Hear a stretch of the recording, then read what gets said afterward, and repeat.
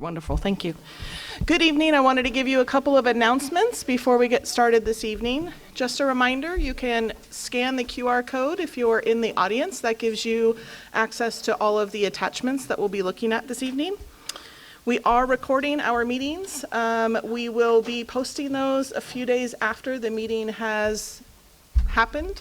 And we will send out that information to everyone. We'll have it on our social media pages as well as our school closures page, etc. So you'll see the camera in the back, and that is what that is for. For those that are watching at home along with the recording, you can go to our school closures website to find the attachments that we're reviewing tonight to review along. Reminder to our committee members to turn off your microphones when you're done speaking so we don't get too much feedback on that recording. Reminder, if you have a question for if the committee members have a question, just turn your card around. If you weren't here last time, that's what the green side is for, so that if you have a question, just turn it around and we'll call on you. One request from the public that's here this evening, if you could just keep the talking to a minimum so that our committee members can hear what's happening in the meeting, we'd greatly appreciate it. And I think that's enough announcements for this evening.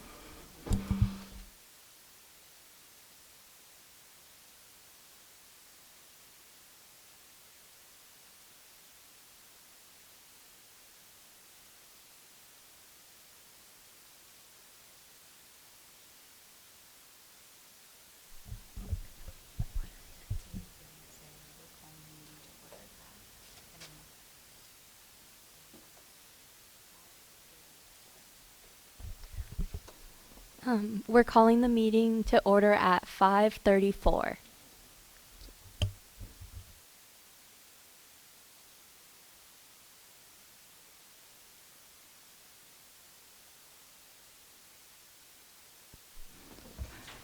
We're going to start off with the roll call. I have Stephanie Caldwell. Here. Sarah Cameron. Here. Maruja Clancy. Kevin Course. Jorge de Leon. Evaristo Escoto. Oscar Gomez. Catherine Heller. Kevin Herrera. Kristen Ippolito. Melanie Lindsay. Sandy Lamelli Harrison. Peggy Mariansky. Sarah McLaughlin. Kathleen Mundo Garafa. Jeanette Park. Carol Peak. Andrea Rodriguez. Sydney Traub. Emmanuel Velasquez. Here. Annette Walters. Here. Monica West. Here. And Stacy Whitaker. Here. Thank you.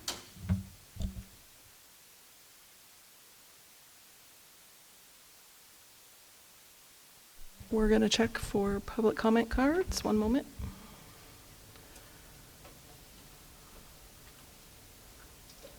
We have no public comment this evening. Thank you. Can I take a motion to adopt the agenda? Who seconds? Okay.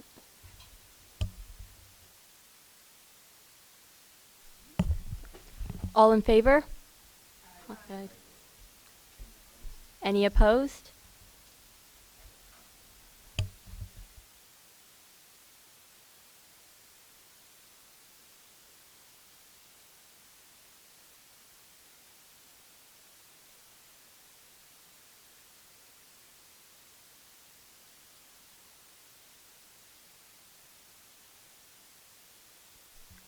Can someone motion to approve the minutes?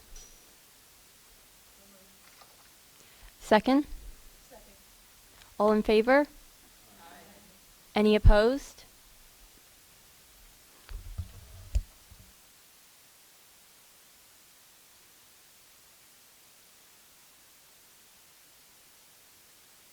Okay, so we'll be moving on to our first conference item. We wanted to review, recap, and update provide the committee an update for the criterion 1 through 6, scoring and ranking of the school sites. So after this committee meeting, I just wanted to be upfront and honest with everyone. This data is being continually looked at even afterwards, so we're not we're continually revising and re-looking at this data. So we're working with the demographer in preparation for our meeting today about facilities.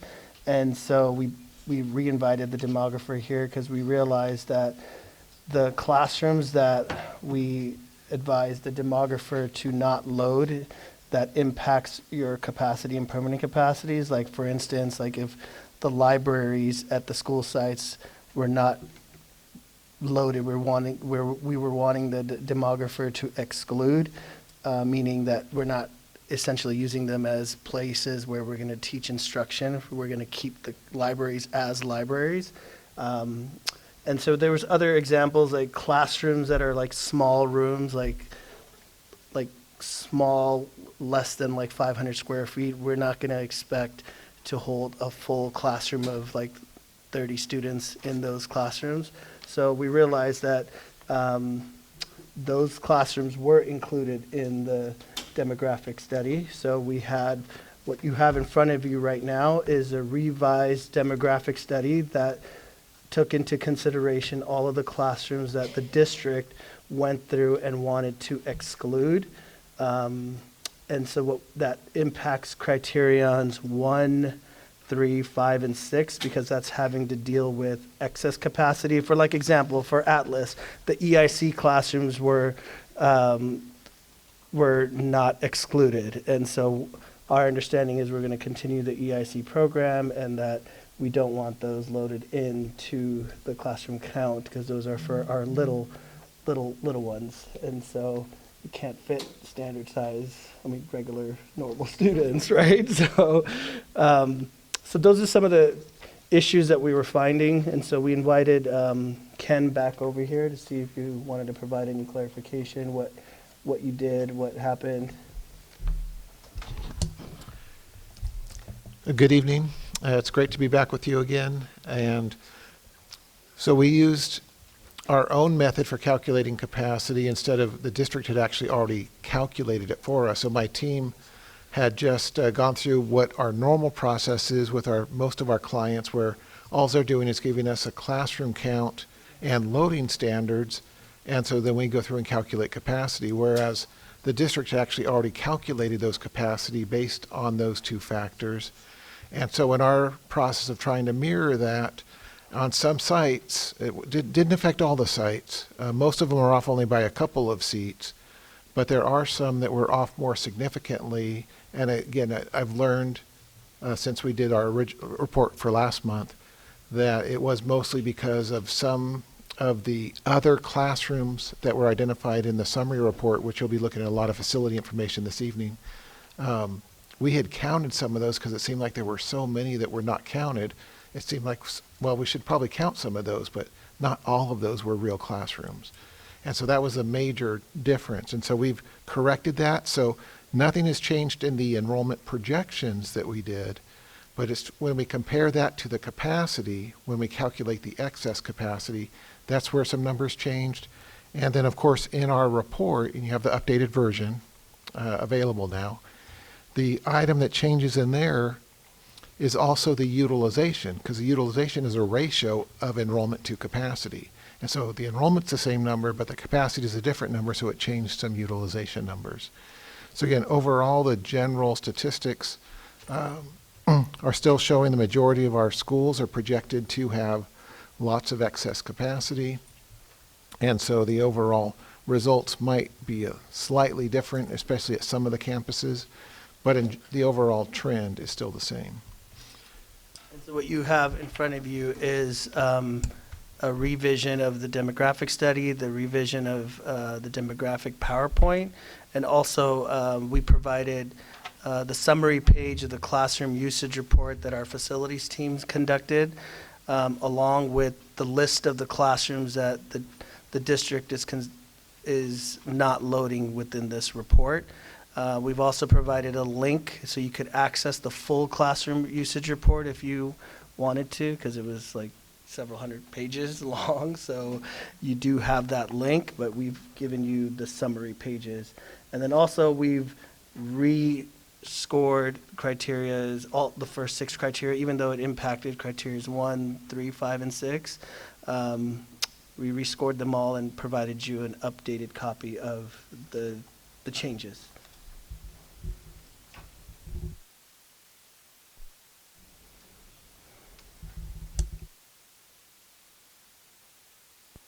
Jorge, do you have a question? Yes, thank you. I think one of our committee members questioned, Maruja had a question about your source of information as to the projected growth as far as new residential units.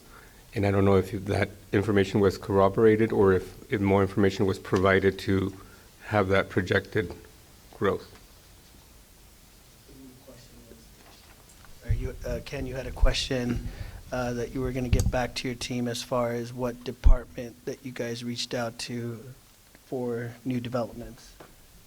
Right, I remember responding to that in an email. I don't recall the information off the top of my head, but we did work off of the planning department's website that has a very comprehensive report on the different developments and their current status. And so that was a key factor that we used.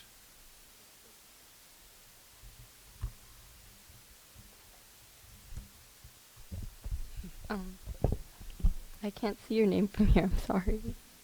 It's okay. It's Maruja. Just confirming for the benefit of the committee, I did receive a follow-up email that did confirm that they looked at our development map, which has our discretionary projects, meaning they involve a public hearing, and spoke with the planning department and I believe local developers to assess trends with development.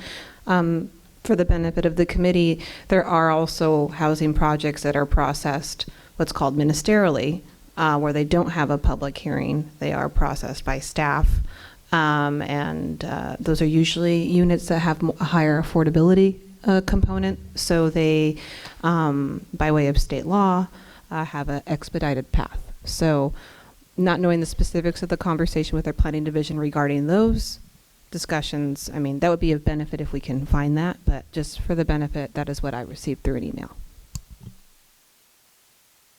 And just for a point, like the data here may shift and it's at a point of time. So like our board meeting last night, we had a presentation on Citrus Glen.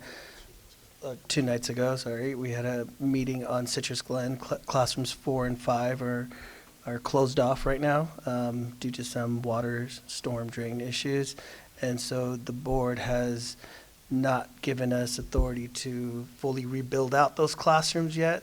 So that potentially, we're going to find out more. Ryan and Marina's team are looking towards what's the full cost of this repair going to take and what's the actual scope of the work that needs to be done. But if the decision ultimately is to fully repair those classrooms or not repair those classrooms, that could potentially have an impact on the capacity as well, because right now we're counting those 2 classrooms as like full classrooms because that's what they were.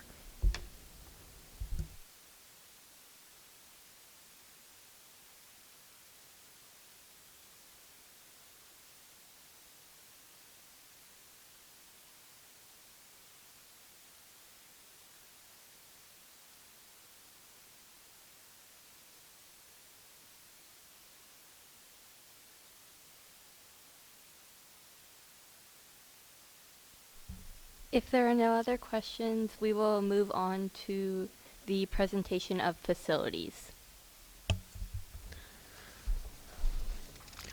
Good evening, everyone. I'm Marina Verdian, Director of Facilities for the district. Brand new, been here about 5 months. So we will talk today about the total facilities data that we have gathered. Just to let you know that we manage a very large portfolio of school facilities across the elementary, middle, and high schools. So many campuses were built between 1930s and 1960s. We need to go through the slides, please. Marina, you just tell us when to move forward. Oh, okay. Brian, next slide. Is it working? Is it turned on? All right, I'll take care of it. I got you. Okay, so next. Yeah. So There we you need to go. be on these slides. The next one too. Next. There you go. There we go. So I think it's two slides for elementary and middle schools and high schools. So as you can see from the years built, that our infrastructure is aged, which creates specific facilities challenges and specific deferred maintenance challenges. So, you know, it is reflected in our master plan, which Ryan will talk about. From facility standpoint, what we have to do is make sure that our schools have functioning building systems, functioning plumbing, functioning electrical, HVAC, lighting, comfortable classrooms, spaces that are, conducive to learning. So that's our main goal here in facilities department. For long-range needs, that would go to facilities master plan, which we've done a few years ago that Ryan will talk about. Next slide. Keep going. Next slide. There we go. Perfect. Good evening, committee members. My name is Ryan Hughes, the bond program manager for the district. What you see here is numbers pulled from the long-range master plan. This master plan was developed in 2019, 2020, in an effort to help pass the Measure E bond. The long-range master plan identifies and prioritizes large capital improvement projects for the next 10 to 20 years. You can see in the priority ones, it's 0 to 9 years, and priority twos is 10 to 15 years outlook. We generally use the long-range master plan as a guideline and a tool for future project planning. But generally, plans change, so this is more of a fluid document that we use to just look at our overall priorities. And, as priorities shift and change, we always refer back to it just as a guideline.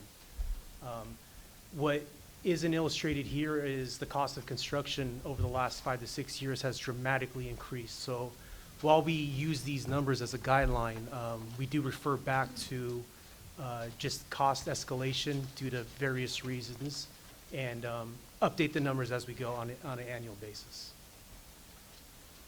You have the link there. It's this report is about 700 pages long, so if you wanted to take a look at the full long-range master plan, it's available there. Yes. Next slide, please. And this is just the middle schools and high schools, so next slide, please. Okay, good evening, everybody. I'm Eric Reynolds. I'm the Director of Risk Management here for the school district. I've got a couple of slides that I'm going to talk about. Our school sites are inspected by numerous organizations over the years, from Ventura County Office of Ed to the Fire Department to Ventura County Environmental Services, amongst others. There's a Williams legislation, and that requires all school districts to have adequate facilities, teachers, and textbooks. So every year, we are required to inspect all of our facilities as part of the Williams inspection. And this is a summary up on the screen of 2005. So I inspect a certain number of schools every year with VCOE, and then also facilities goes through every single school and rates them using, could we go to the next slide, please? Okay, using what is called the FIT tool, or the facility inspection tool. And you can see across this line all the categories that are looked at, and this is looked at on the exterior and all the classrooms, etc. And basically down below at the bottom, you can see how each room scores. So if it's good repair or deficiency, extreme deficiency, not applicable.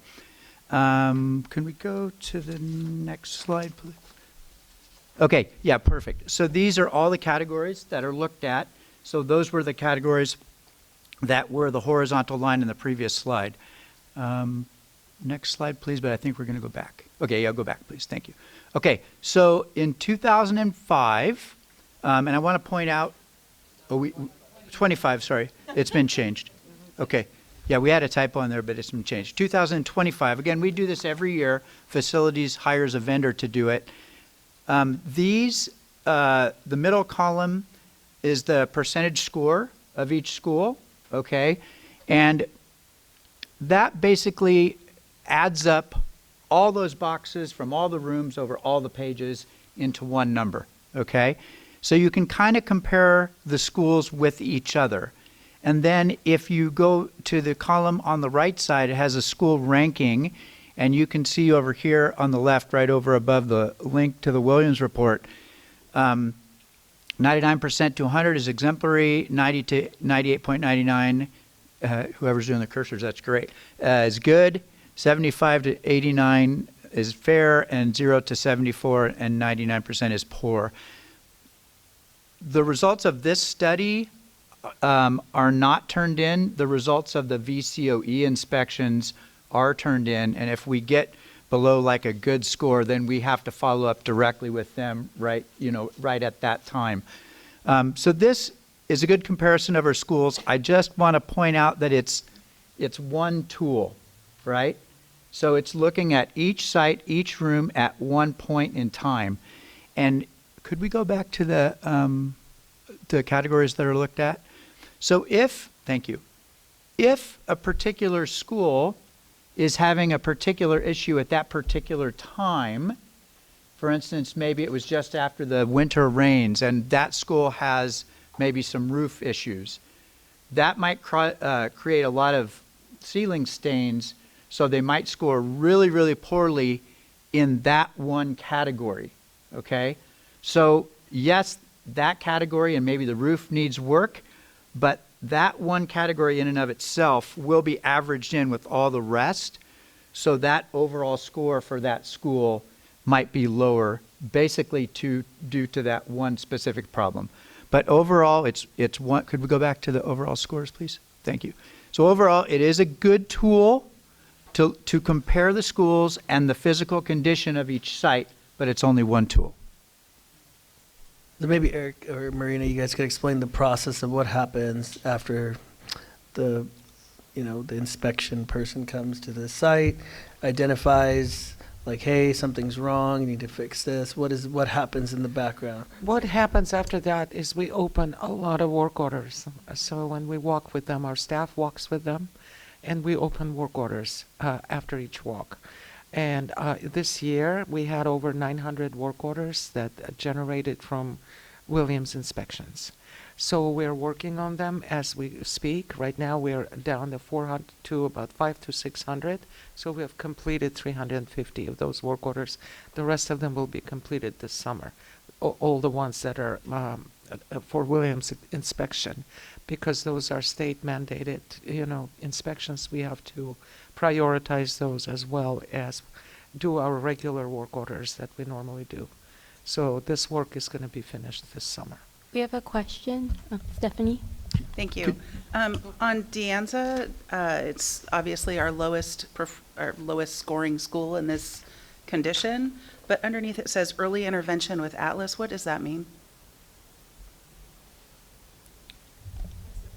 That's the Early Intervention Center, which is situated on the campus of Atlas. So the score would be with the Atlas campus score. It's not connected to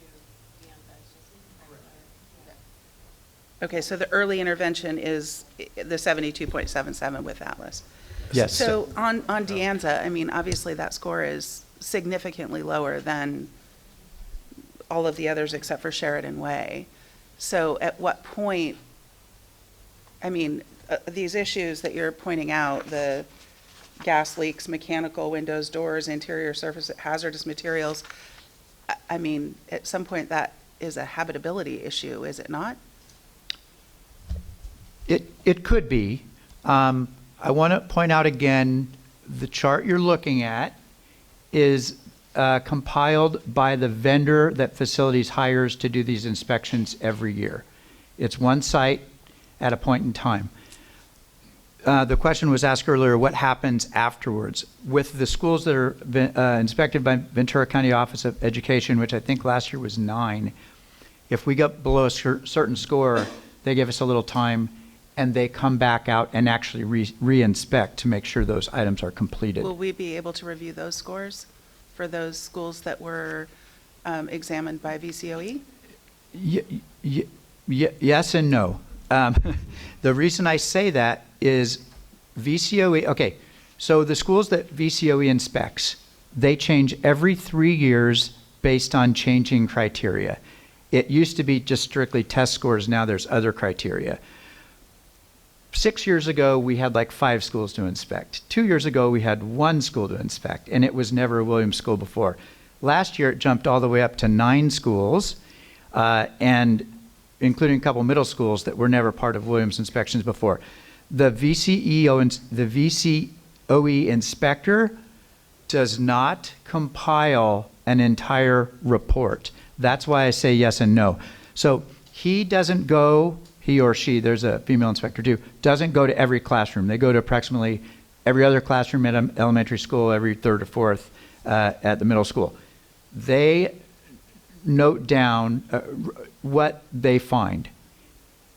They send us a report, but it's not exactly in this format. I can definitely get Dr. Mirza what I have, and he can bring that to the next meeting if that would be beneficial. Thank you. It's just not in the exact same format.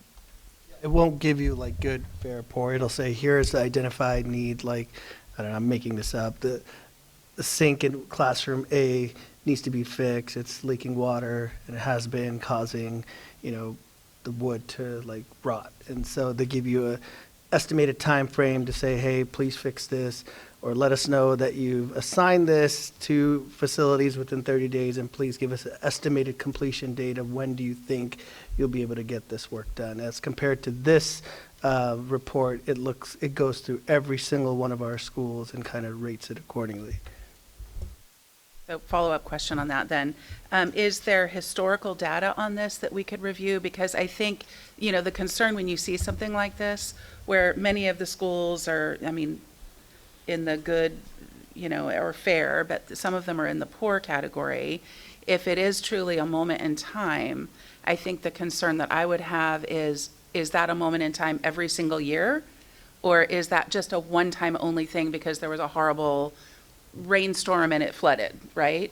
But if it's something that, these schools are scoring in this same general vicinity every year for the last several years, I think that would be much more beneficial for us to be able to look at. So that's correct as far as William inspections go. We have them every year, so they're not dependent on any kind of inclement weather or any freak events like that.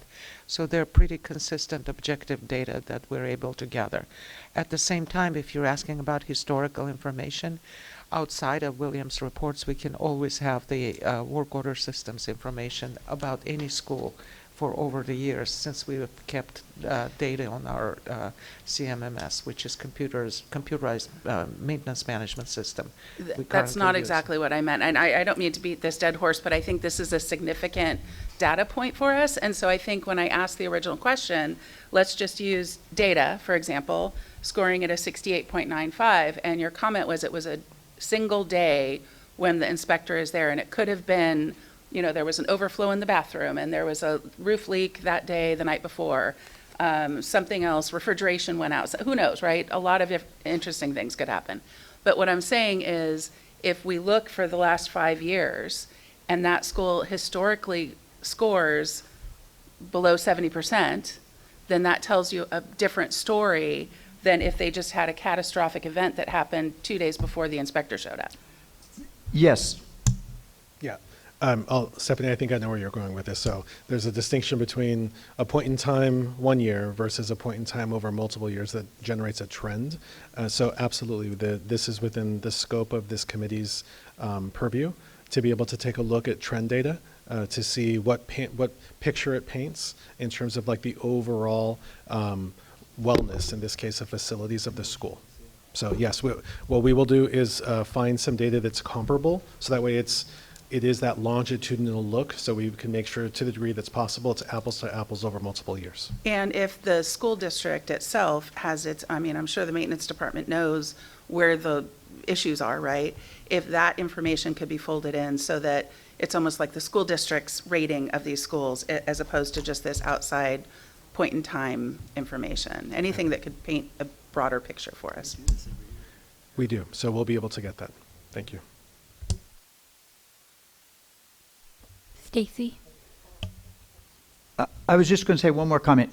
We have this exact report from previous years. Yes. I just wanted to back up with that as well, that I feel we can rate the schools, but the response by the district itself is what's being noted here by priority. And I'd like to have a little bit more information about that, where all of the issues that are being brought up to the district to address, how timely is all of that being addressed, and in what priority level are each of them? Depending on the type of the problem, we prioritize it. Obviously, certain situations where, there's a roof leak or there's a sewage issue or a plumbing issue, those are serious problems, so we prioritize them as high, as we normally would do with all the work orders that come in regardless of Williams' report.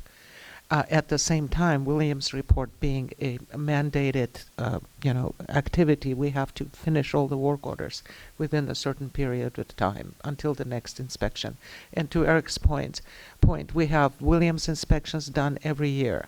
At the same time, just for the information of this committee, we are currently engaged in just the beginning of it, but we're engaged in our own facilities conditions assessments at schools, which we will have a report produced by the end of summer. So that would help out, in any, other questions that may come up before then. Jorge? I'm going to be the person that beats that horse, Stephanie. Yeah, I think it's actually very important. I just want to comment that it would be very important to see the historic chronic status of a campus. And because, again, that moment in time, just because it did well this year doesn't mean that it's been doing well previous years. And I think that for the group's decision-making process and recommendation, it'll be very essential to have that report.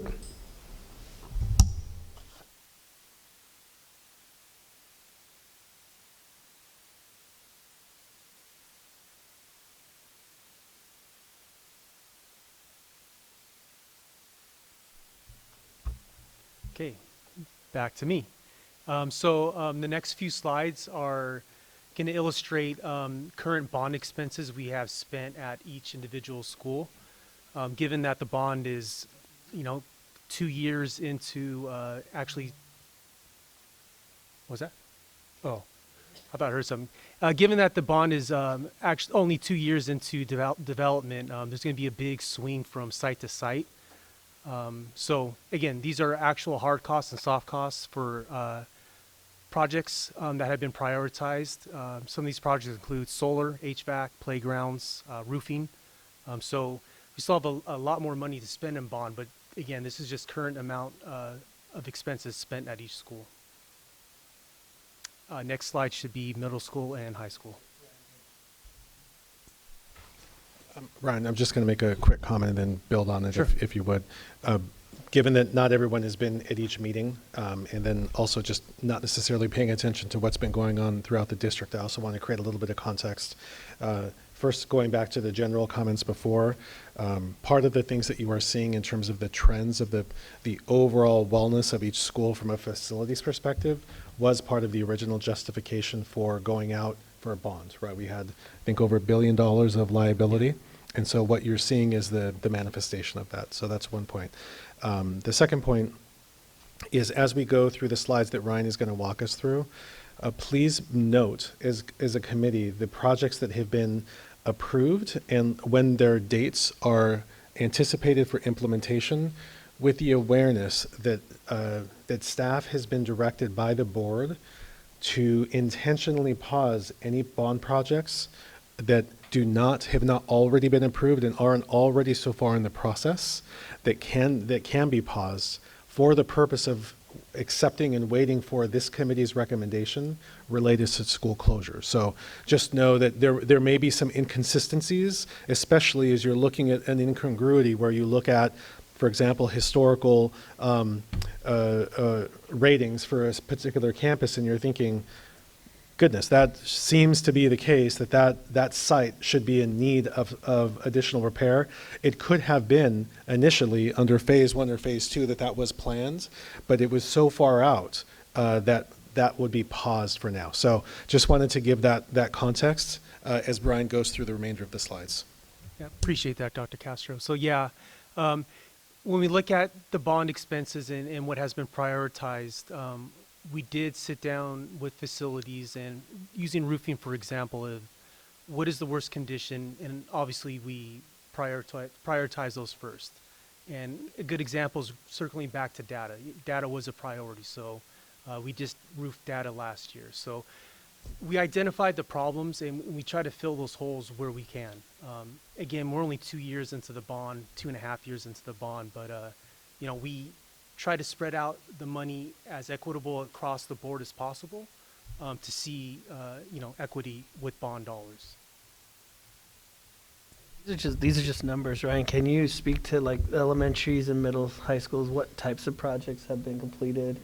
Yeah, elementary specifically had a lot of need with HVAC as well as playgrounds, and that was a large priority from the board, given just the condition of the playgrounds themselves and the large need and want and understanding that, you know, teachers and students need a comfortable place to teach and learn. So we spent a lot of time developing and getting ready to get these projects together, and we're barely into phase 1 for HVAC and phase 3 into playgrounds, but that's what we focused on really with elementary.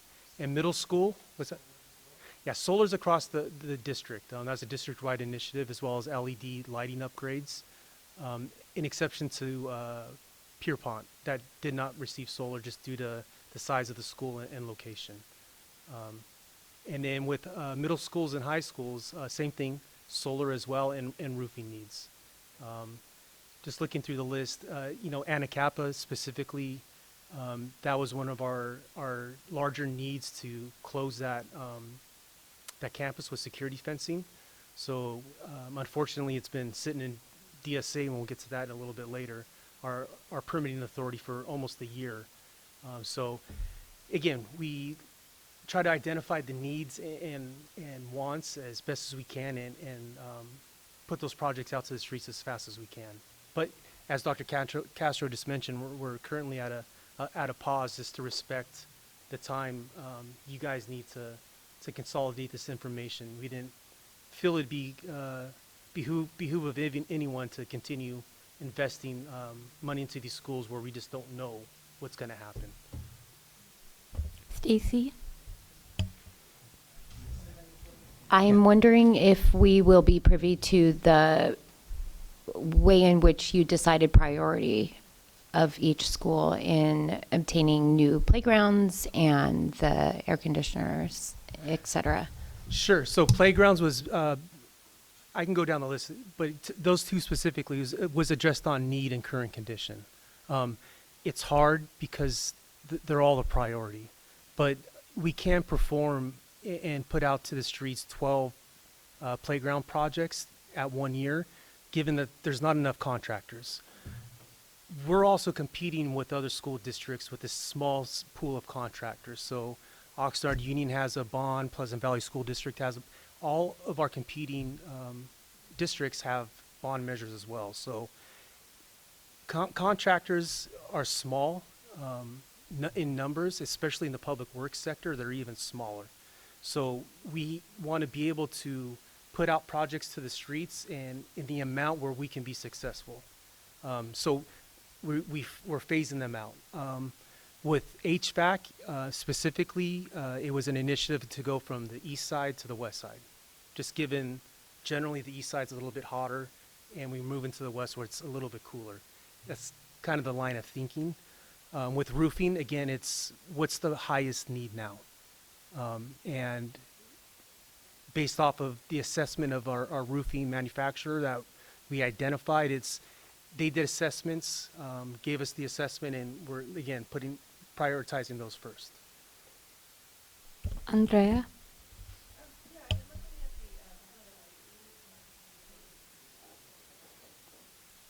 Sorry about that. I'm looking at just some of the 2025 costs that were spent on bond expenses, like in the middle school and high schools. And I'm familiar with data, and I know that the roofs got done and solar and stuff like that. But can you tell me a little bit more about like what was done at Cabrillo that costs so much more? Or? Cabrillo's roofing was significantly higher than Okay. data, just based off the square footage. Okay. And the solar was a higher expense as well, just based off of the electrical need.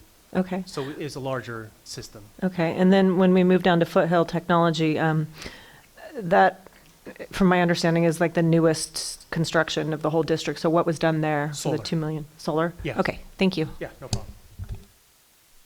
Maruja? Thank you for saying my name so lovely. I have a similar question about the prioritization, and knowing that solar we've seen a lot on these campuses. Was that prioritization given by the board, or was it a rationalization understanding the process that the DSA requires for certain improvements? No, it's a prioritization by the board. Okay. Yeah.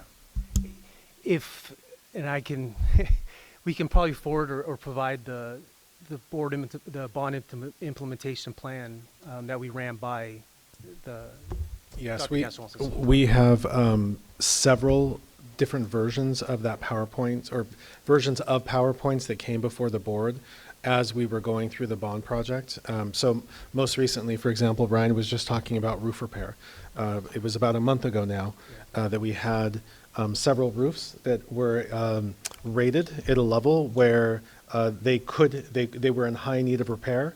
But just looking at the analysis, and again, with respect to this committee's assignments, the board delayed action on those bonds. And then what happens then is that puts the repair side over to facilities for them to be able to keep those roofs in operational form long enough to be able to withstand the upcoming storms. And so that's how it's working with the board. The board is one project by one project. We are bringing those forward, making sure that as staff, we're calibrating what we think the board would want to see based on the previous direction. And so that's how we're doing that.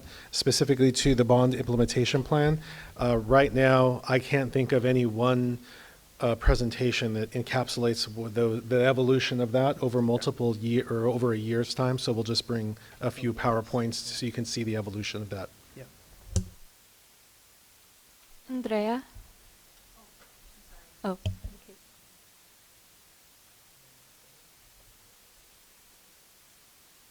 So these are projects that are currently board approved but haven't started construction yet. So Atlas Roofing, actually we're starting construction in about 2 weeks. That was one of the roofing projects that the board did approve based off of the overall condition. It was at a beyond failure state. So given the feedback that we provided, they did approve that project.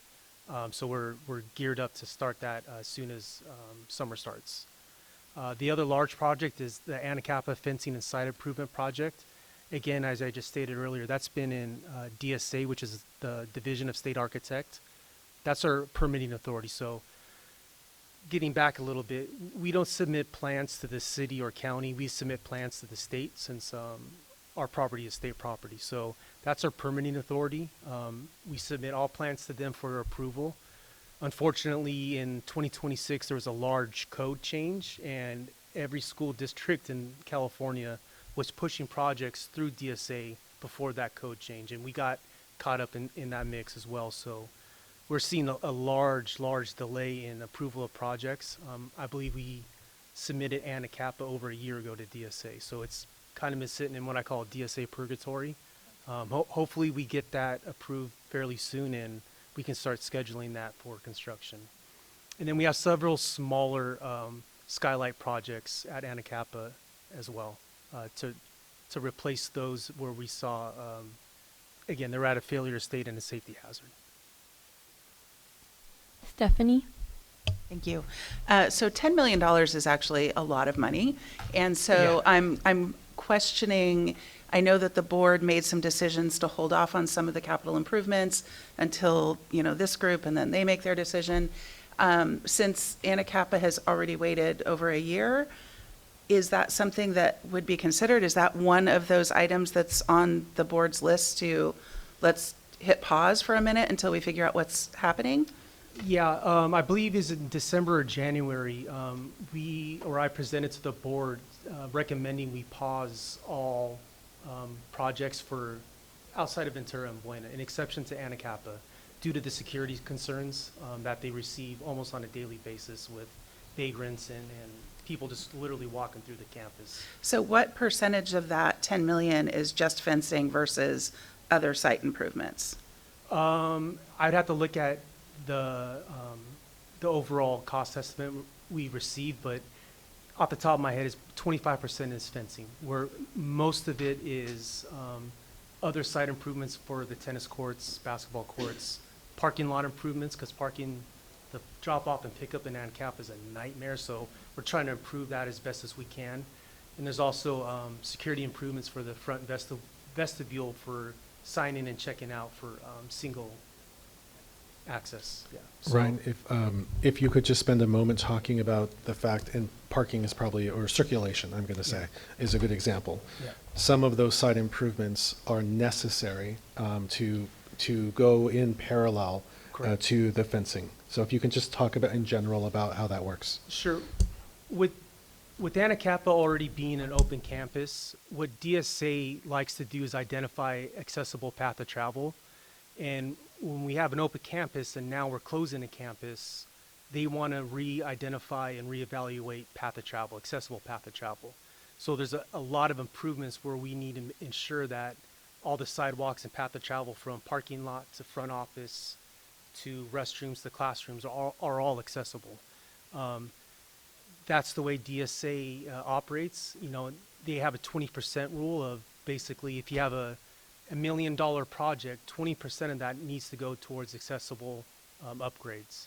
So, for example, we did a portable locker room at Ventura High School last year, and they made us do a bathroom upgrade on the main campus. It's just what they do. It's just part of doing business with DSA, so a lot of that is not fencing, but it's all the accessible upgrades around it that we need to do. And also, it is a large number, Stephanie, and the benefit of not having a bond for the last 30 years is we get state matching funds, and those state matching funds reset every 25 years. So Anacapa currently has nearly $9 million of state matching funds eligible that we can receive back in the bond. So we wanted to identify a project that is eligible for state matching funds that can come back into the bond in the future.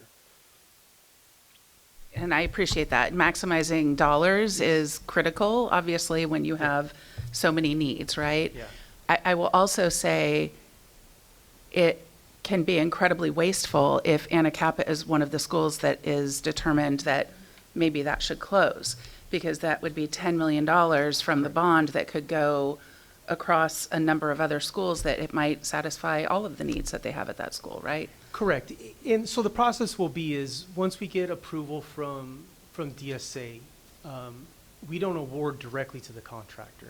I still need to go to the board, and they have the discretion of saying, no, not yet, or yes, proceed. And that was the last discussion we had with the board. Sarah? Well, sorry. Where are we for HVAC for elementary? I know that we started on the east, working our way. Is that paused through this process? Yeah, unfortunately, HVAC was going to be paused no matter what, Sarah, because of the DSA delay we had. Typically, we like to bid jobs out for summer, January, February. We didn't get DSA approval for, if we just exclude school closure process, we didn't receive DSA approval on the scheduled summer projects this year until April and May. I just got one like last week. That's too late to bid out these projects. Bidding out the projects, it takes about 2 months. And by then, the contractor's backlog's already filled. So we want to be first out to the streets to get the cheaper pricing and better contractors. If we were to put out projects in April or May, normally we're going to get higher prices because contractors at that point, their backlog is filled and they're just throwing money saying, I'll do the job for twice as much. We don't want to get into that habit. So regardless of school closure process, DSA really put a delay on our projects. Ryan, if you could just talk about, because we talked through this with the board, what is our plan for then next summer?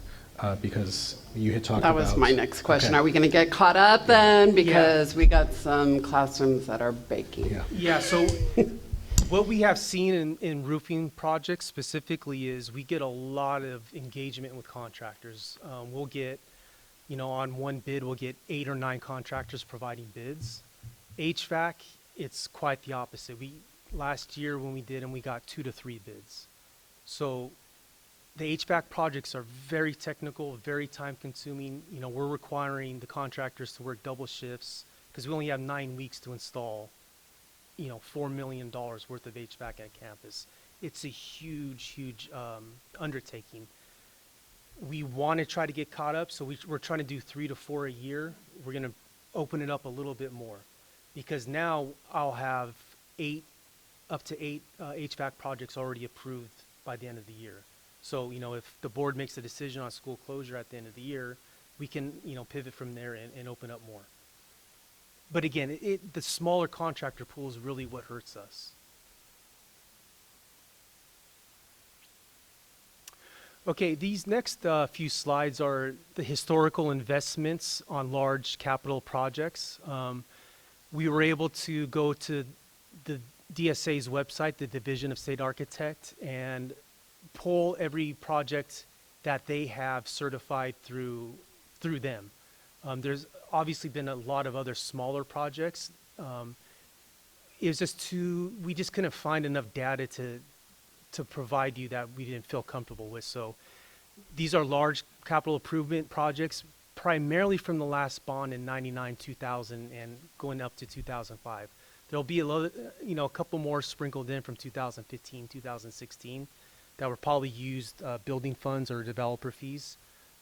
But overall, this is, as much data as we can pull from a known source. Jorge, I see you. Jorge. So I think that we have to be very careful because if you look at a number here, the historical, something that was spent 5 million 20 years ago may have already reached its life expectancy.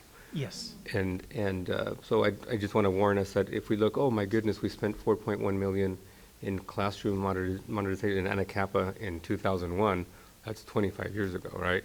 It's So- no longer modern. Right. So I think that I don't know if there's a on part of your matrix to add if it's reached its useful life, and if it's because we have a depreciation aspect in real estate, right? So some of the stuff has already exceeded its life or not. Right, and using the FIT tool may help with that discretion.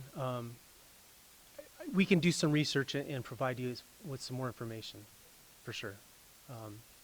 But again, it's not having a bond in, last 25, 30 years. Yeah. I'm not criticizing why it hasn't been done. I just want to make sure that when we're making these decisions and recommendations, it's based like, okay, yeah, we spent this 25 years ago.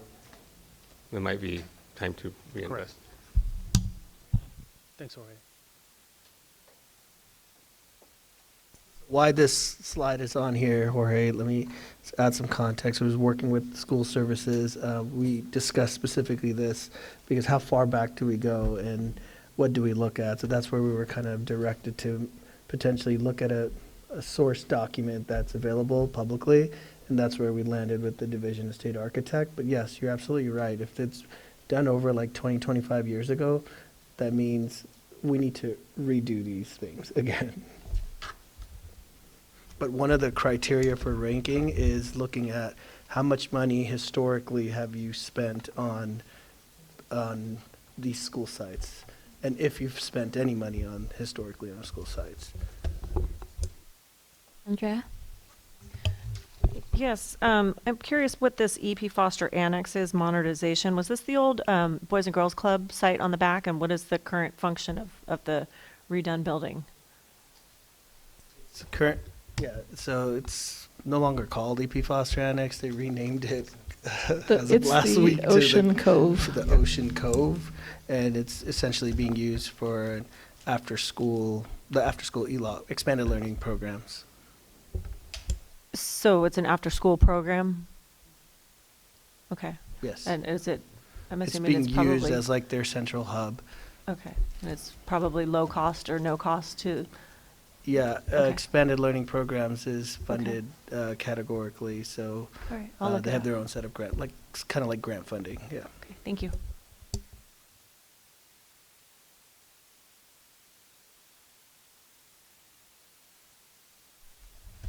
Okay, so this next slide is just identifying some unique facilities that we have throughout the districts.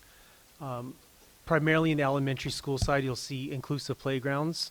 Those have been recently installed with the bond measure. And inclusive playgrounds are, promoting play for all. So we want to make sure that all playgrounds have a ramping system for wheelchair accessibility and really just identifying play equipment that invites all kids to play.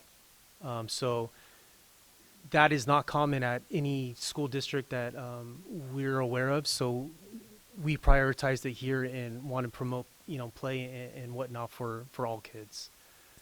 And Ryan, let me just interject real quickly before we get too far. We just want the committee to be aware, that staff is aware, that we have multiple campuses around the district that have what we'll call, for the just sake of discussion, like unique features that are outside the scope and purview of district facilities. So for example, gardens that have been cultivated over multiple years, murals that are on district buildings. These are things that the community are reaching out to staff to say, please don't forget, please be aware. There's been an investments in certain campuses. We just want you to know we're aware of that. We are cataloging those, again, for what we'll call unique features. But because this criteria is very strict in terms of being limited to district facilities, just know that that is where we're trying to maintain, while we are absolutely going to be cataloging what the unique features are on other campuses that we should be mindful of as we go through the school closure process. Thank you. Yeah, so it's not a long, exhaustive list, but it's what we identified as unique facilities throughout the district. So when we get to the scoring and criteria, a lot of these slides are related to the scoring and criteria. This specific criteria, if I could recall, it's just a relative score. It's either a 1 or a 2, meaning yes, it has a unique facility, or 2, no. This specific criteria is not ranking the schools in order. Yeah. DC? You missed I'm one. curious, why is beach access considered facility? Part of this we will get into in the educational services side, but what's unique about Pierpont is using their environments, the access to the beach has become a part of the curriculum and experiences. It's the only school that has the regular access to a beach, so that's why it's considered there. Yeah.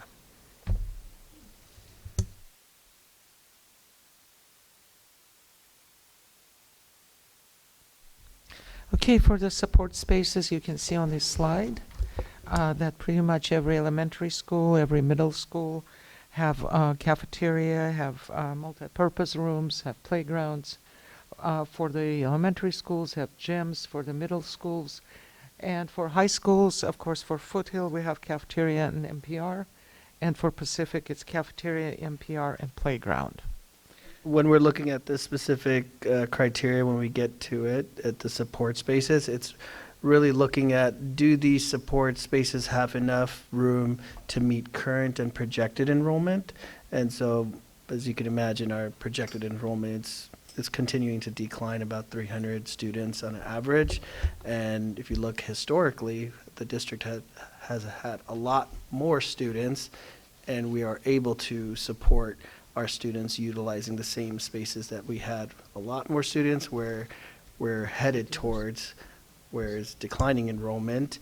And so you'll see, once again, this criteria is not ranking the schools, it's just giving them a yes or a no, like, do they have support spaces to meet the needs of the students, or do they not?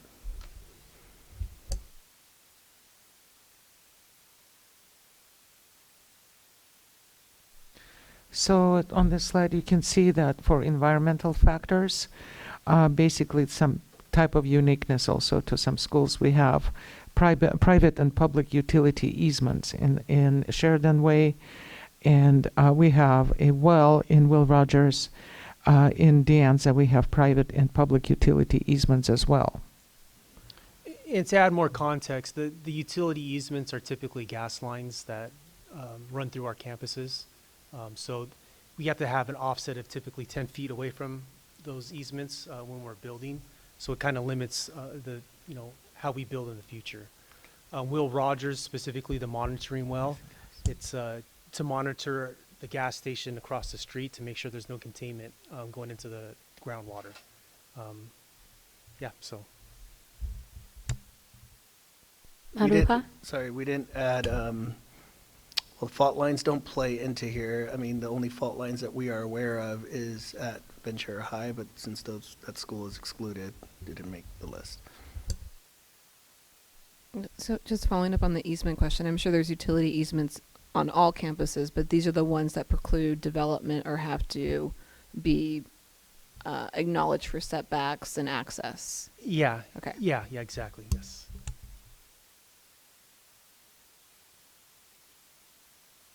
All right, and so the next couple of slides are diving into a specific criteria we'll look at is sites that that specifically generate income for the district.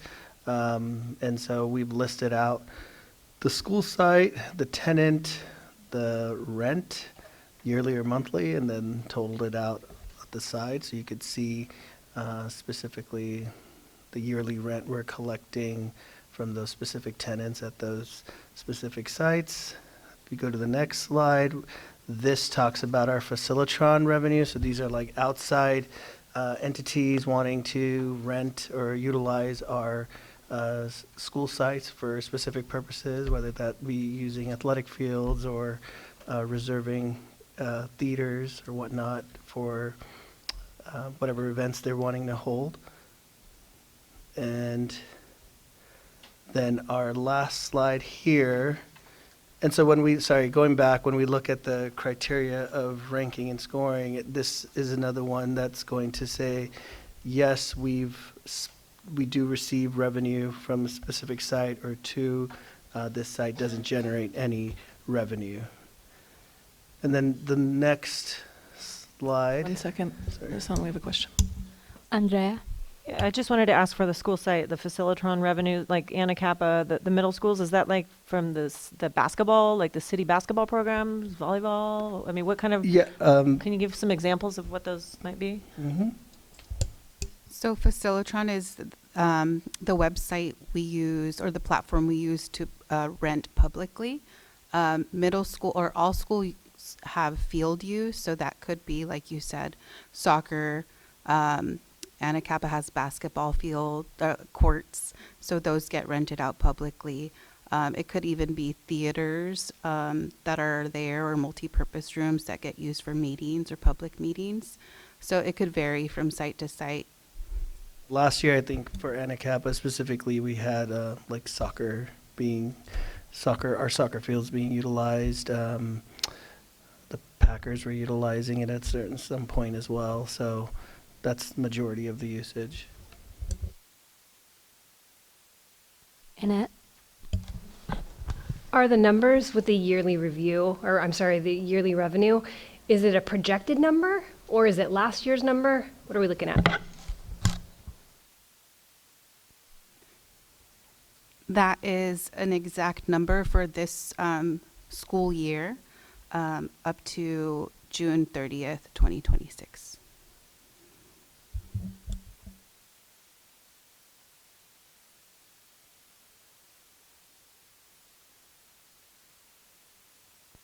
And so even though the criteria doesn't specifically speaks to just sites that are generating revenue, we know that naturally this question may arise, that how much are we expending at specific school sites? So we just wanted to be transparent and kind of list it out here, even though I think this really would fall more under when we get to meeting 5 fiscal It'll fall under the expenses when we look at revenue and expenses at fiscal time, but since we're already discussing leases, we thought it might fit here. So that is our cost that we pay to those specific entities for Foothill Athletics, essentially, PE and athletics. And then El Camino, we pay Ventura Community College and land lease. We own the portables there, but we pay land lease. Maria, do you have a question or just, okay.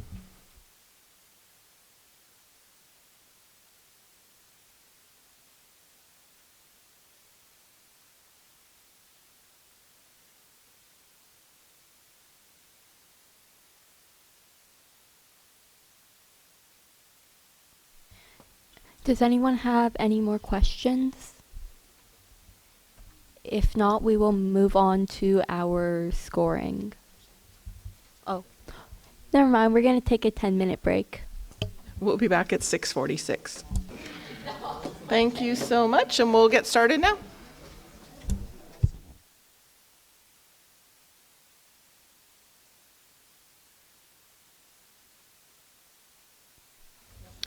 We will now start our scoring and ranking.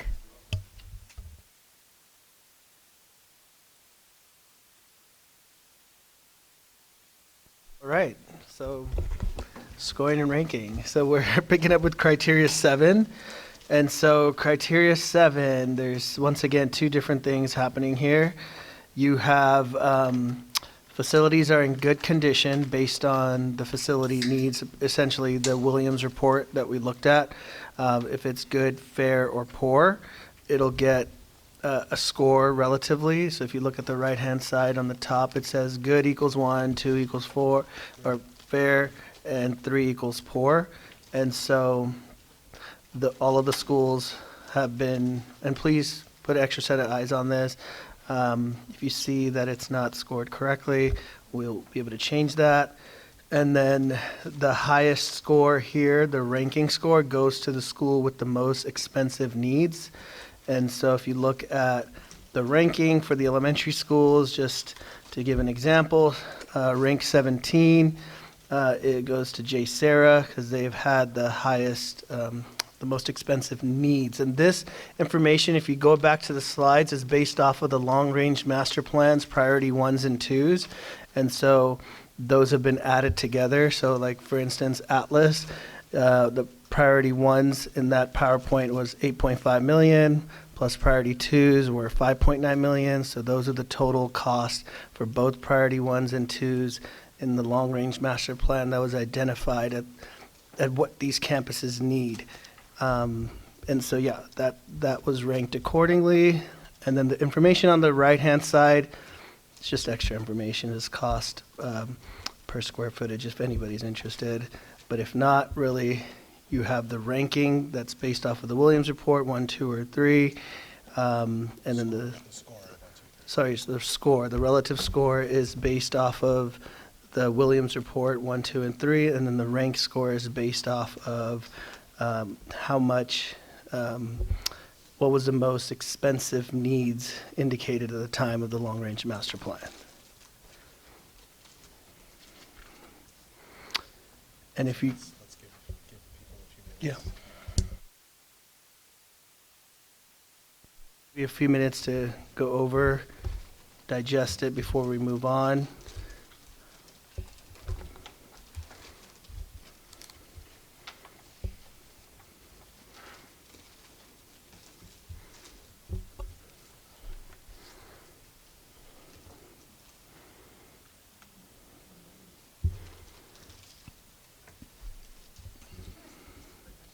Yes. So just for point of reference, what does it cost to build a new school?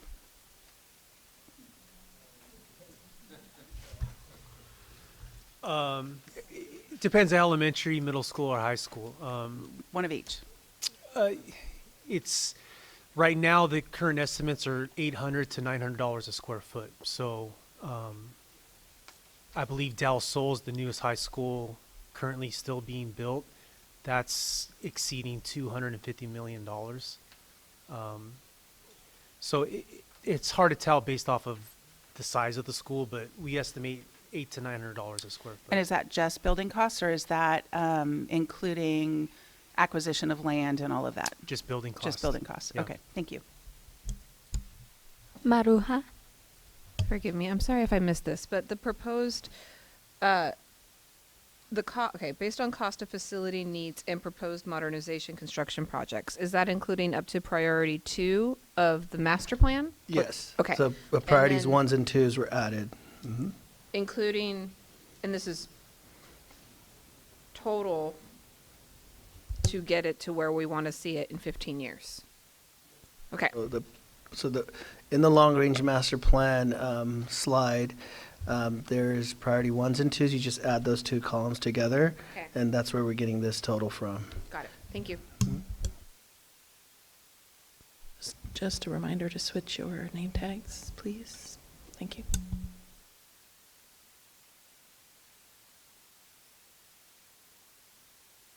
All right, so moving forward, and if anybody has questions, you could always email us directly, or I know a lot of this takes time to digest. We have been getting a lot of questions and providing answers through email even after the meeting's over. So if anything comes up, any questions or concerns, just feel free to email us. So moving to the next criteria, criteria 8 looks at completed bond projects. So looking at the expenses on the slide that Ryan went over for the actual bond expenses that were completed year to date. That's where those costs are coming from for each site. And so once again, 2 things going on here. You have the relative score, I would call it, that it's either a yes or no. Have we have recent bond projects completed at this site or not? And then the highest score here goes to the school with the least expensive project. So if you look at the ranking here, 17, Sheridan Way has only had $241,421 spent out of the most recent bond, as comparatively Montalvo has had $10.5 million.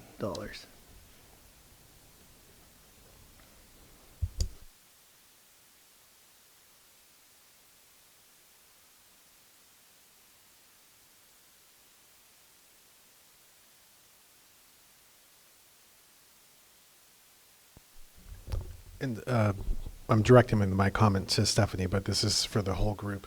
This is an example of what Ryan was talking about earlier, where projects were in play. Sheridan Way is a good example that it's the ranking here is affected by the fact that the board had approved a playground for implementation, but by the time we received the actual equipment, they were in the, well, we're not going to install it, and so we have the equipment, right? But we are not yet going to install it until we know where is Sheridan Way going to remain open, and or that equipment, there would have to be a new plan done, potentially, right? But it could be used for another school site if Sheridan Way were closed. So I just wanted to use this as an example that the board has taken action midway to stop projects if they can be stopped. Clarify on that, just because someone did ask a question about this, because once they install the playground equipment, it typically cannot be removed and moved somewhere else. Sarah? Is the Anacapa amount including the previous amount under DSA or not? Is this separate from that other $10 million? This includes the $10 million. It Yes. isn't, okay. Thank you for the question. Yeah, it includes the $10 million project that was previously board approved. Andrea? So, I'm piggybacking off of your comment, Sarah. So you're saying that Anacapa, the $12 million includes the stuff that's in limbo? Because this schedule says recently completed. Or does it say other? Yeah. I'm not quite clear on that.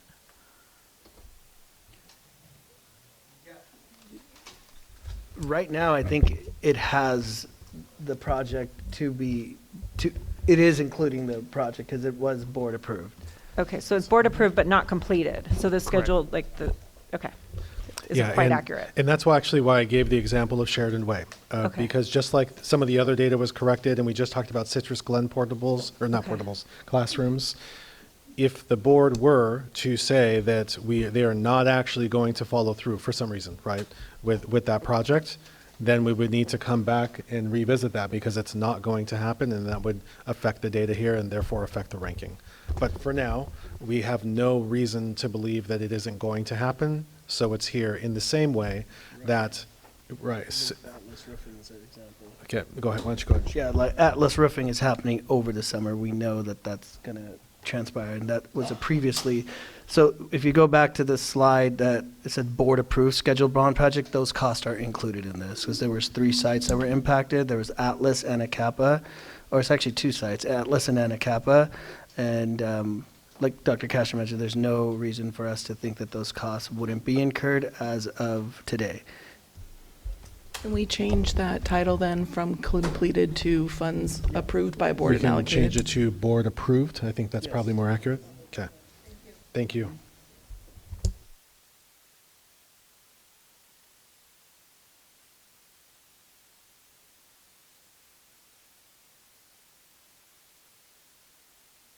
So, let's see, criteria 9,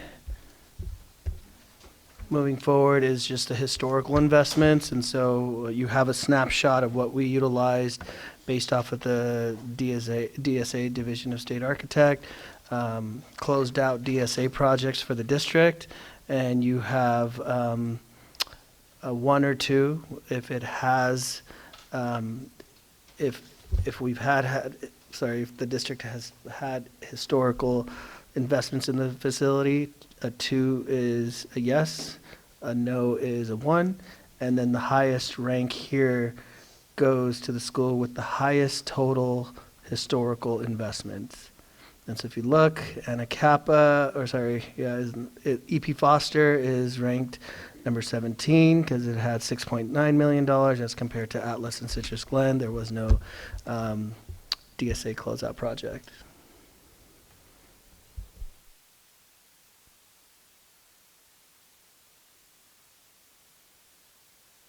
And once again, to Jorge's comment earlier, like, this committee could decide, like, look, these projects are all, like, this committee gets to decide how much weight you want to put on each criteria, right, when you guys are making your decisions. So that would be a conversation that this committee would have is, okay, yes, they've had historical investments, but how old are these investments? Are they 25 years, 30 years old?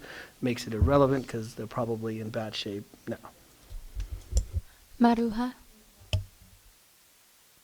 That was going to be my question. What's the range of these historical investments? You know how old Yeah, they are? what's Yeah. the baseline? Yeah, so if you go back to that PowerPoint slide, it gives you the year that they were closed out. And so when we met with DSA, they gave us the report of, I guess going the latest, the earliest it goes back is 99 and 2000, 99. yeah. So those are the years we should be referencing when Yes. cross-referencing this numbers? Yes. Okay, thank Those you. are exactly where we got those numbers from. Fabulous, thank Mhm. you. Jorge? So you open a can of worms with that. Sorry. No, it's okay. I think for clarity purposes, if we look at EP Foster, which ranks number 17, which is the most expensive, it's based on its current enrollment, right? Not in its, so we've spent historically, almost 7 million, but it's broken down based on its current enrollment or based on its current capacity. No, so this specific criteria is just giving a ranking based on the highest total historical investment. It's not based off of enrollment. Okay, right, but when you break it down on the next column, Mhm. where it says that it's 24,795, Oh, yeah, that's just cost, the total cost per enrollment, but per projected 31-32 enrollment. okay. Yes. For the year 31. Yes. 32, that's what it would be costing? Yes. Wow, okay.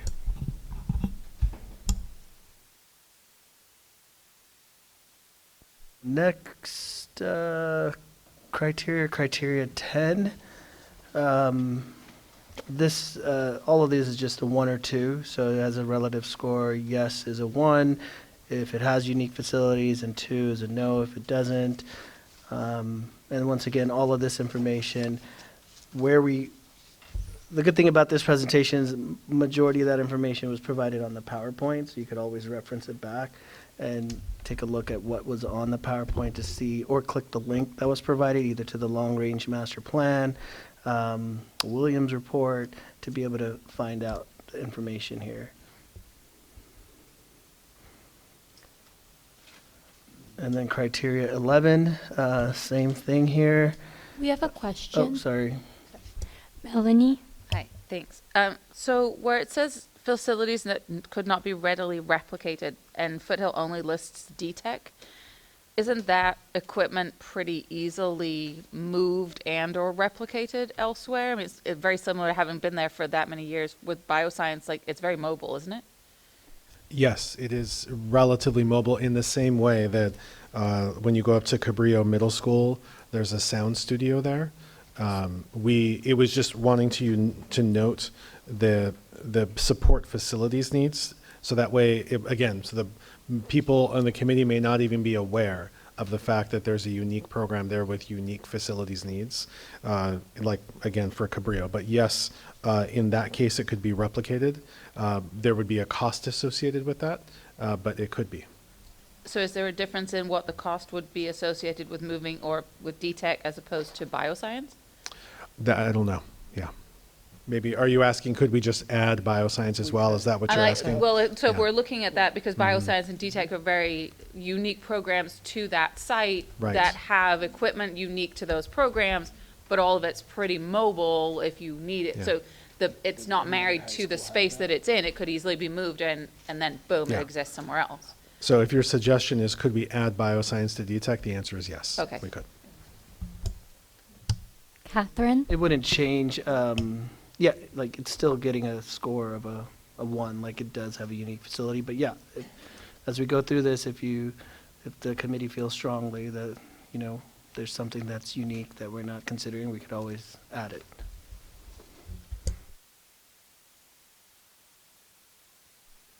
Okay, I have a question. I see that, yeah, can you hear me? I see that under the Foothill High School expenses, they pay for lighting for the baseball field at Data. So Foothill pays to use Data's baseball field lights? Interesting. Okay, I didn't know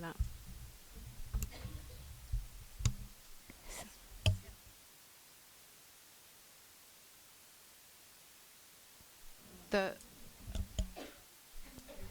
Eric, could you just talk real quickly about some of the unique features of data proximity, fields, and access versus the partnerships with the city and some of those, some of the facilities issues that that the city uses versus what data uses? Sure. For those of you who are familiar with the data campus, as you take a ride on Cameron, you know there's a park there, Harry Lyons Park. That's actually VUSD property. The first couple of baseball fields and the tennis courts are basically now maintained by the city in conjunction with an MOU with VUSD. A couple years ago, maybe 4 or 5 years ago, our facilities department and budget and finance made a sizable investment in the large baseball field past those small baseball fields, past the restroom, heading towards the mountain, to upgrade that field, to make it basically a varsity field. So now the Foothill baseball teams use Data's baseball field as basically their field, just like Ventura would use their field and Buena would use their field as their home field. Was that kind of what you were looking for? Sandy?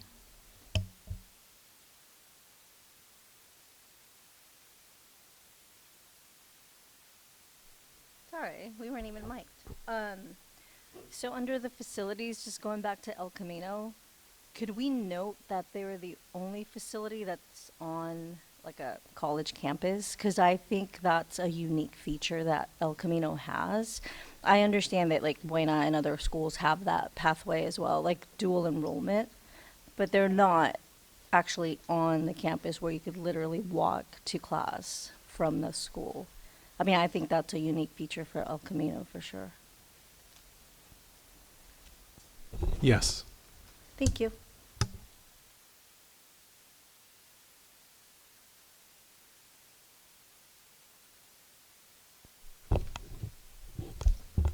Okay, criteria 11. Once again, these are all ones, yes. What we're saying here is that the support spaces have sufficient capacity to meet current and projected enrollment. The only one that we're saying doesn't is El Camino because it's just portables and they don't have support spaces per se.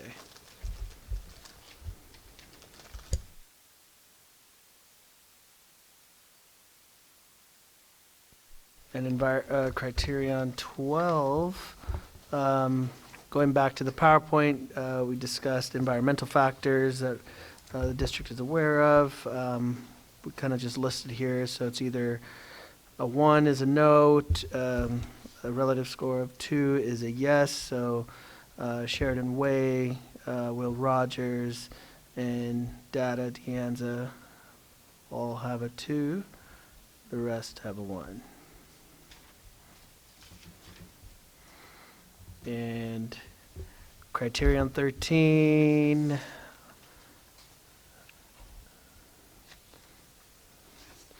is just listing out what we presented in the PowerPoint, the leases that we have, the lease income, and this specific criteria, like I mentioned, only is talking about sites that generate income. We added the slide on there about the expenses, even though it's not being rated here. It'll be rated in the fiscal meeting, which is meeting number 5. And so here it's either yes for 1, that it's generating income, or 2 for no, that it's not. Maruha. Oh, okay. Stephanie. Thank you. So back on criteria 12, the ones that you mentioned are all the same ones that we talked about earlier with either gas line easement, et cetera. Can you tell me which came first, the chicken or the egg, right? Were those there and the school was then built, or were those installed afterwards? And if they were installed afterwards, I mean, this almost feels like it's a negative when if it's been coexisting peacefully for all these years, why would that be an additional consideration? I don't think it's necessarily a negative. It's just in giving this committee information that, look, there is, like, if you're considering closing a school, just realize that this is a factor that could impact school closure if necessary. Like if there's a fault line running through it, like I'm using Ventura High as an example. If that school was to be considered closed, there's a huge fault line running through it. So the discussions of what you could potentially do with that facility afterwards is up for question. So yeah, here I don't think it's necessarily like a bad thing. I don't know, Eric. Yeah. There is a process by the state to certify schools as a school site. There cannot possibly be additional building of utilities on site after the school has been certified to be built. So the reason I know that is because from experience. So the utilities were already there, and when the Department of Education has to certify that construction for a new school, or to convert the existing building to become a school, they would take that in consideration, the utilities that do exist around the school. And they have their own scoring system. But they would never, on the existing school, they would never approve building, giving easement to either gas line or new electrical or a new high voltage line or anything like that. I hope that answers your question. That does. I think it just shows that it probably isn't a considerable criteria. Yeah, thank you. The chicken or the egg question, it was definitely the chicken first at Will Rogers, because that is not a well in the way you think of like a well to get drinking water in an Old West movie. That is a monitoring well, like dipping your oil stick in your car to check there was a gasoline leak many years ago at the station across the street. So that's just a monitoring well, which was put in when Will Rogers was already in existence. But I could see how that, knowing this information could potentially help the conversations as far as what could be built, the construction related wise, right? Like, so if the board is considering closing a particular school and doing something with it afterwards, these things would come into play. Like when we were building solar, these things definitely came into play. One of the other discussions we had was if we keep it, right, Asan, then we probably couldn't add anything to that site if we needed to expand it later. Maruha? Hi, I'm sorry. Thank you for accommodating my questions. I just have two, actually. For Criterion 10, I know I'm jumping back, but I believe Will Rogers, when my daughter was there, had like a pollinator garden or some learning garden. I'm not sure if it's there anymore, but I don't know if that could be considered a unique facility. I don't have to have the answer now. But my question, when I saw earthquake faults, it led me to think of seismic upgrades. Is that a separate category altogether? How are the schools certified for any seismic requirements from the state? A bit of a history lesson. So DSA was formed by earthquakes, essentially. So they take seismic very, very seriously. So anytime we modernize any school building, they look into upgrading seismic. Most of our campuses outside of Ventura High School are what's out of the AP zone, which is, I can't even pronounce the name, Aqua. Yeah, exactly. So we don't really fall into the category of needing a lot of more seismic review for ruptures and whatnot. We still do a lot of geology testing to see about liquefaction and whatnot, but for seismic, upgrades are always going to be necessary when we look at modernization of new or old buildings. But I'm not sure if I'm answering your question. I believe so. I just think of Washington School as a recent example that there was another school there for a minute and they couldn't be there. And I was just curious how the seismic retrofitting played into environmental factors or future upgrades. Yes. It won't necessarily. It depends on the project. Ventura High School, again, we keep on referring back to Ventura High School, but when they did a modernization project in 2000, they had to do a lot of seismic upgrades. And DSA from time to time will let you do that or require you to do that. It's just based off of what the project is and how you're affecting the structure. And then just wanted to address again the comment about the gardens. That Will Rogers is a good example of what I was talking about earlier, as is like the murals.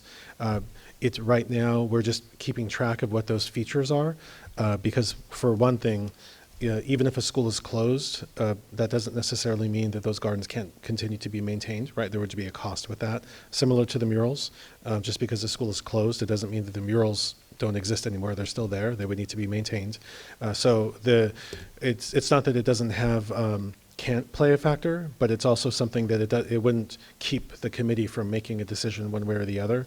But it could. There would need to be a conversation with the board, like, okay, then what do we do with this? Do we relocate that garden? Is there a commitment to it? Do we form a partnership? Reestablish a formal partnership with a community group. There are other things that we could do that certainly don't rise to the level of should we close the school or not close the school. Do we know, sorry, one follow-up. Do we know if Will Rogers' curriculum utilizes those gardens as part of their curriculum in the same way that Pierpont does with the beach access? They do not. Okay, thank you. Yeah.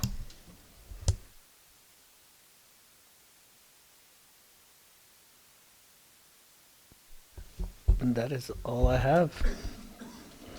So, like I mentioned, as questions arise, even after the meeting, please email us. More than able to answer questions anyone has.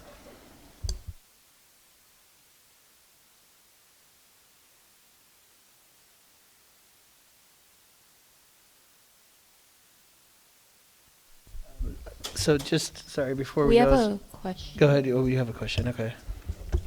Carol? Hello.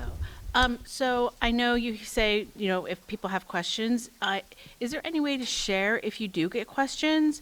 Because I think that's something that maybe needs to be transparent with the group, because if you get questions, that might help us too. Is there any way for you can share them with the group? I think so. We have a VUSD schools closure committee inbox, so we've been keeping track back and forth of the questions and answers. So I have no issues with making them available. Yeah. We'll just ask technology to do some sort of a listserv or a mail server. We'll figure it out. Marianne and team will discuss what the best way is, because we also want to make that accessible to committee members like during the time. So we'll talk about that. But the answer is yes. Yeah.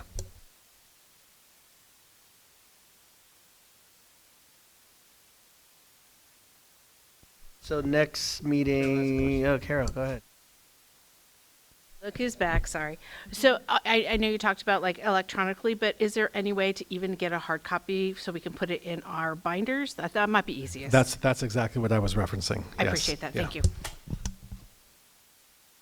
Future agenda items? Sorry, no, I was just Oh. gonna say, so next meeting, Ed Services team will be here presenting on everything Ed Services related. And so, Vicky, do you know what date that exact meeting is? It's listed on the Oh, June 18th, agenda, sorry, June 18th, yep. and then Mhm. following fiscal. So, yeah. And since we're talking about future agenda items, on the education services item, me and probably a couple of others of Ed Services people will be presenting just some foundational information that is not part of the scoring criteria, based on some of the concerns that have already been surfaced by the committee as it relates to student performance measures and correlations with socioeconomic factors, just because we feel that's really important before we get into the scoring criteria, so that way people have a common knowledge of some of the, again, the correlations between socioeconomic conditions and ultimate student performance, and therefore school performance. So just wanted to say that up front. Stephanie?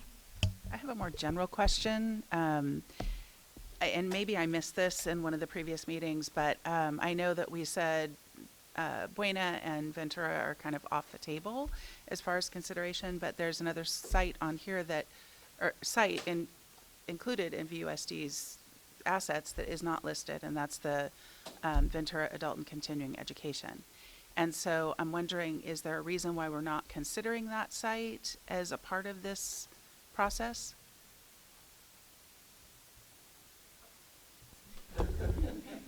That's a really good question. We'll need to come back to that. There are, but I'm not prepared to get into like all of the different criteria, but we can come back and address that at a future time. Yes.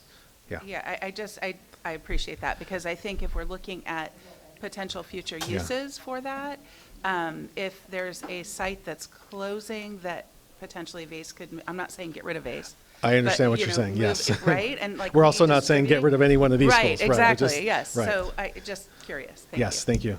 Yeah, there, and just for the group, so that we're not sitting in too much suspense, there are some unique factors between not continuation high schools, but adult ed programs and traditional district programs. And I don't want us to speak off the cuff about what those distinctions are. So I want to make sure that we come in prepared to talk about that.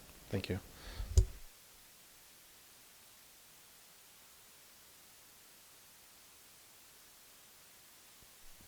Are there any last questions?